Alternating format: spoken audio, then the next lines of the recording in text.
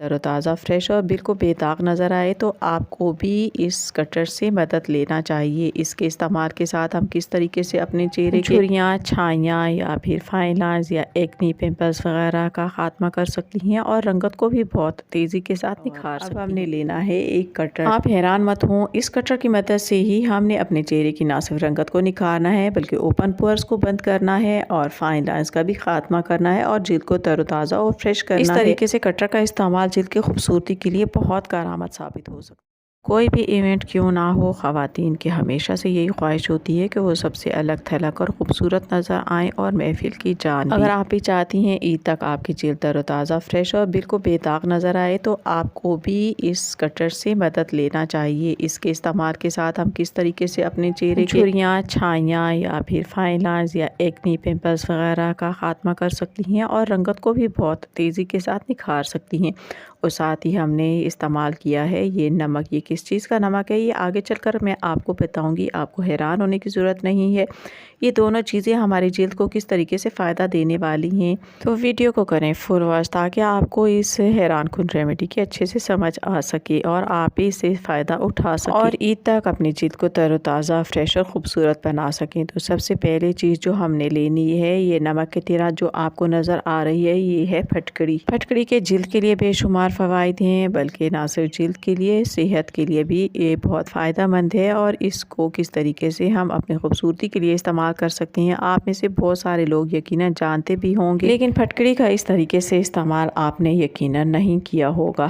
एक छोटे साइज़ का फटकड़ी का टुकड़ा ले लें और उसमें इतना पानी डालें कि वो प्याली में डिप हो जाए और इसको रात भर के लिए रख दें ताकि फटकड़ी इसमें बिल्कुल घुल जाए। और अगर आपको फौरी इस रेमेडी को तैयार करना है तो आप फटकड़ी का पाउडर बना के उसे पानी में हल कर सकती हैं। अब इस पानी को किसी भी फ्राई पैन में डाल दें, लेकिन ख्याल रहे आप कोई पुराना बर्तन इस्तेमाल करें क्योंकि इस फटकड़ी का हमने नमक बनाना है और ये फटकड़ी बर्तन के रंग को भी ख़राब कर देती है। हल्की आंच पे इस पानी को अब इस वक्त तक रखते हैं जब तक पानी बिल्कुल खुश्क ना हो जाए और इस तरीके से नीचे फटकड़ी का पाउडर ना बन जाए। अभी आप देख सकती हैं पानी बिल्कुल खुश्क हो गया है और फटकड़ी पेंदे में बिल्कुल चिपक गई है और इसको हम बहुत आसानी के साथ पेंदे से अलग कर लेंगे और ये अब इतनी नरम हो चुकी है कि इसको चम्मच की मदद से उतारते उतारते ही इसका बारीक और नफीसा पाउडर बन जाएगा। इस तरीके से बनाई हुई फटकड़ी हमारी जिल्द को बहुत ज़्यादा और हैरान कुन फ़ायदा देती है और बिल्कुल थोड़ी सी मिकदार में हम ज़्यादा अरसे तक इस फटकड़ी को इस्तेमाल कर सकते हैं और चेहरे के तमाम मसाइल जैसा कि फाइन लाइंस, एक्नी, पिंपल्स वगैरह या फिर एक्नी वगैरह का निशानात का रह जाना,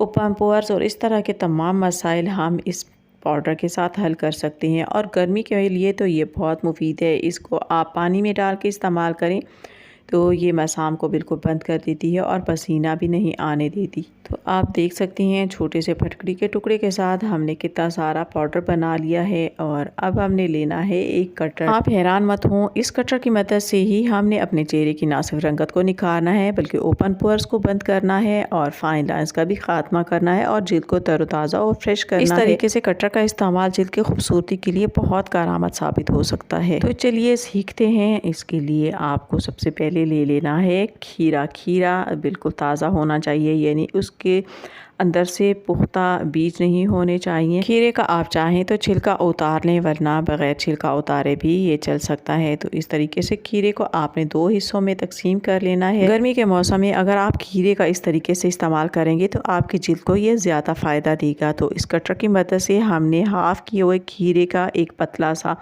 बिल्कुल लेयर से अलग कर लेनी है। इस तरीके से कटिंग की गई खीरे की बहुत बारीक लेयर्स हमारे पास आ जाएंगी और जितनी खीरे की ये लेयर बारीक होगी उतना ही उसमें से पानी का देर तक अखराज होता रहेगा, जो फेस के लिए बनाए जाने वाले मास्क के लिए बहुत ही फ़ायदा मंद साबित होगा। तो देख सकते हैं इस तरह बारीक बारीक सी लेयर्स मैंने काट ली हैं। और अगर आपके चेहरे पर बहुत ज़्यादा ब्लैक हेड्स हैं, बहुत ज़्यादा छाइयाँ हैं या फिर प्लाज्मा है तो इसके लिए आप आलू को इसी तरीके से कट करें। आलू भी हमारी रंगत को तेज़ी के साथ निखारता है और छाइयों वगैरह का तो ये दुश्मन है। छाइयाँ बिल्कुल ही भगा के चेहरे को साफ शफाफ कर देता है। इसमें पाया जाने वाला स्टार्च हमारी जिल्द की रंगत को भी बहुत तेज़ी के साथ निखारता है और फाइन लाइंस का भी खात्मा करता है। तो आप जिस मकसद के लिए भी इस्तेमाल करना चाहती हैं इन दोनों में से खीरे का भी कर सकती हैं और आलू का, और अगर चाहें तो इन दोनों को मिक्स करके भी फेस मास्क बना सकती हैं। तो इस तरीके से बारीक बारीक लेयर्स पर हमने फटकड़ी से बनाया हुआ